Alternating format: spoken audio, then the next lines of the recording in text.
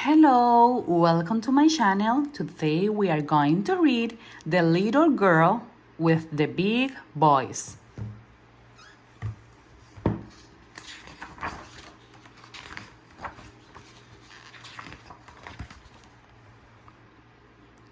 When I was a kid, I used to ride in the car with my mama and my sister, blasting the radio, singing along as loud as we could. In our house, music was everywhere. Mama was a singer, and Daddy played the drums. Music made me come alive. I dreamed of being a singer, just like Mama. When she sang, she sounded like a beautiful bluebird, soft but strong. But when I opened my mouth to speak, a little girl's voice came out. I sound like a tiny squeaky mouse.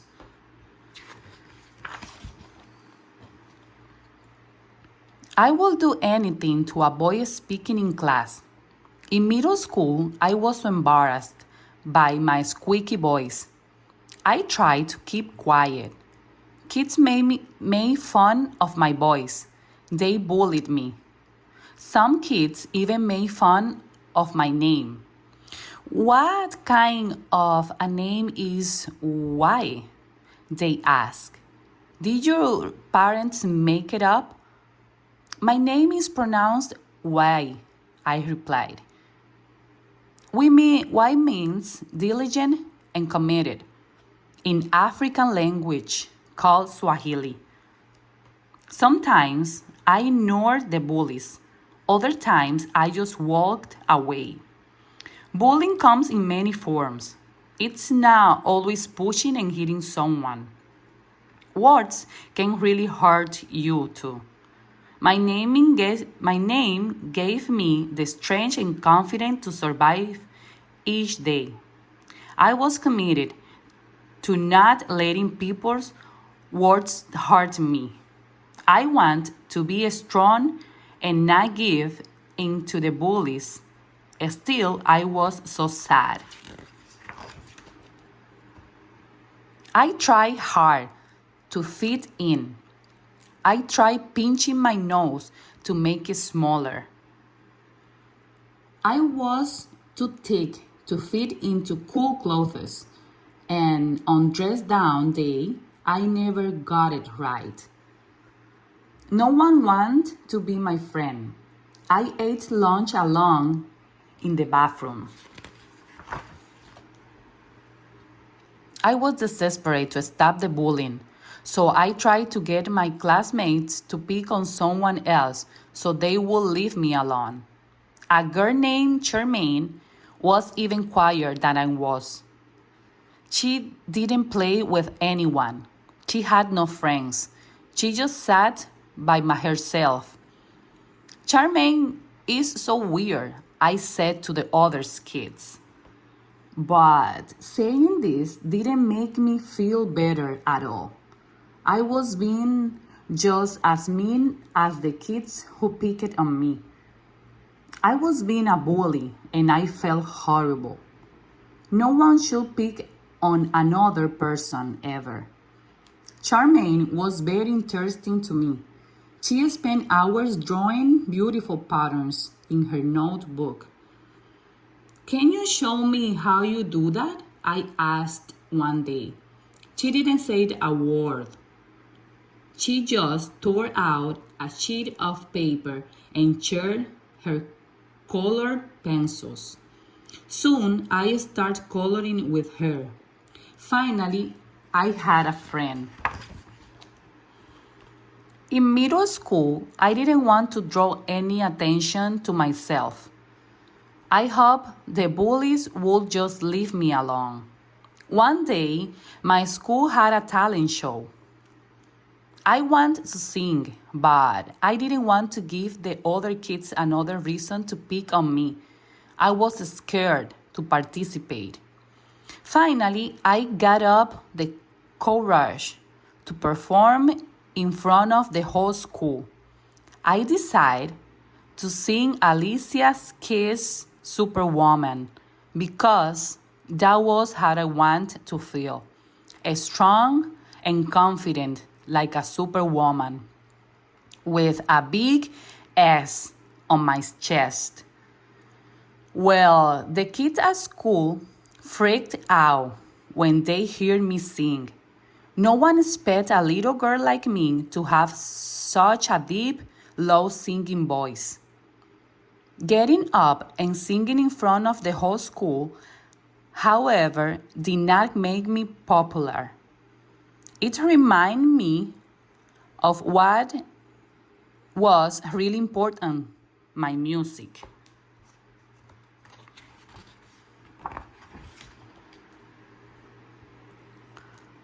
Still, bullying made me feel sad. Sometimes I even thought of changing school to avoid the bullies. But when I sang music, I felt strong and confident. When Daddy suggests that I enroll in a program to improve my singing, I was sure what to do. I don't need another bunch of kids picking on me, I told him. I was afraid that I would be bullied there too. But I didn't want to give in to the bullies. I was going to be stronger than they were. But guess what? These kids didn't make fun of my name or even my funny speaking voice. Many of them were also misfits at their own schools. I made lots of new friends. I wasn't being bullied anymore. But I remember what it felt like. Soon, I even started writing songs about being bullied. Daddy heard me playing one of my songs, and he started crying. You have to put this out there, he said. Your music is different. On the first day of high school, I was anxious to start over. I want to make a good impression. I want to fit in with the other students. I wore bright red lipstick and eye makeup, and my hair was straight. Wow, red lipstick. One of the boys said to me, "Do you wear that every day? Why don't you dress the way you really are?" And that's how I met my best friend Izzy. Izzy and I vibed off of each other. He said I was gorgeous. No one had ever called me that before. In drama class, I played his mother, and he played my troublesome son. Sometimes we sneak into the theater's dressing room with our friends and talked for hours. We even had a secret handshake.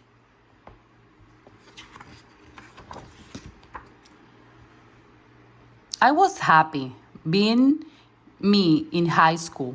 I had many friends. I continued to improve my singing. I even found mentors like my voice teacher, Miss Yolanda, who challenged me often, giving me songs performed by the singer 3 times my age. I can't sing this song, I once complained. It's too hard. But Miss Yolanda taught me that nothing was too hard as long as you practice. I even got the nerve to sing at the amateur night at Harlem's legendary Apollo Theater.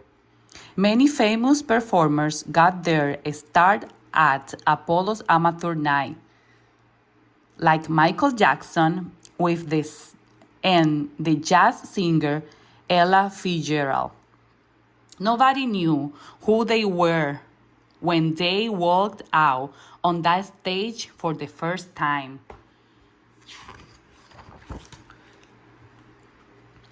Singing at the Apollo was the scariest moment of my life. For the first time, I was going to sing for an audience of strangers. I was only 16 years old, so I had to compete with the grounds up. At the Apollo, people in the audience yell if they don't like you. They can even boo. And when they do, a man dances on stage with a broom and sweeps you off the stage. Every seat was filled in the audience. I stood backstage nervously, waiting my turn. What if I opened my mouth and nothing came out? Then I hear my name. Ladies and gentlemen, from Harlem, New York, here's Wé McDonald. As I walk on stage, I heard the famous tree stump for a good luck. It's a superstition, but everyone does it. I plant my feet right in the middle of the stage. Then everything went blank. I don't remember singing at all. I don't even remember singing in audience, but I sure hear its applause. I won first place. Now I was feeling more confident every day. I had always dreamed of being a singer, but could I actually really happen? I knew I still had to work hard to make my dream come true. One day, Daddy did something a little crazy.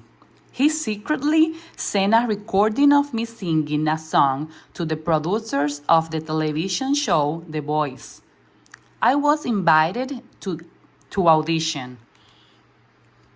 There were so many people in the waiting room. Each one would stand up and sing for practice. Some of them were just show off. I just sat there watching. They tried to coax me to sing. Daddy whispered, "Don't get up unless you have to go to the bathroom." Guess what? None of those people made it to the show. And so it happened. My biggest moment had arrived. After many hours, days, and years of practice and auditions, on August 21st, 2016, I waited breathlessly backstage on The Voice. Millions of people were tuned in around the country to see my debut. I was so scared. I was shaking, but I couldn't chicken out. This was my dream. What if I mess it up? With Alicia's Keys as my coach, I felt strong. She was like a big sister. She taught me that on the show and in life, I didn't need to be anybody but my true self. Many people loved me singing. One viewer wrote online, "This performance is divine." Another wrote, "I loved every performance." Others start writing mean and nasty things about me after watching my videos on YouTube. Some didn't like me or my singing. They called me names and made fun of my voice.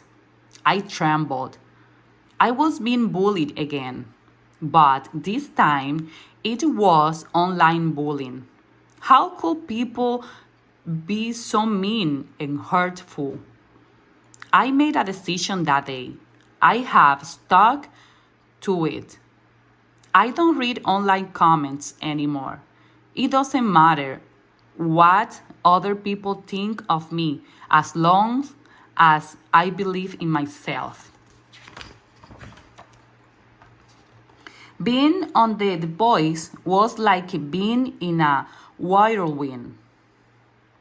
It was hard work and not very glamorous. Week after week, the competition in the show got fiercer and fiercer. I didn't know if the judges would vote for me to continue or not. But with my friends and family sitting in the audience, I knew that I was going to be okay.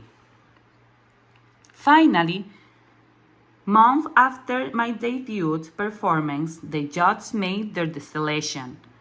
Out of thousands of singers who applied, I came in third place. Third place was good enough for me. My goal wasn't to win, but to see how far I could go. I was better than I ever thought I could be. When I finally returned home, Izzy stood on top of his car, holding a speaker above his head. He was blasting my voice, singing Feeling Good, for everyone to hear. Yes, finally, I have found my voice, and my dreams were coming true. I have confidence now. Nothing can stop me. Everything is possible. No one voice is truly little, not even mine. The end. Thank you for watching my channel. If you like this book, subscribe and press the thumbs up.